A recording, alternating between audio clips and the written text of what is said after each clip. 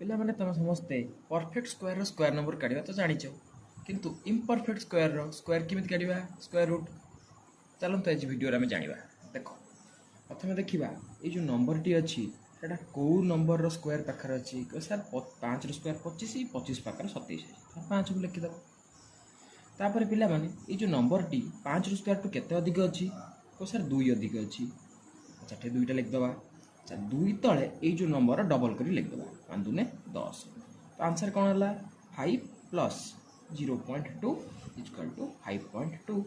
answer ठीक से भाई पिला माने एटा कहार स्क्वायर पाखे अच्छी तो सर 6 स्क्वायर पाखे अच्छी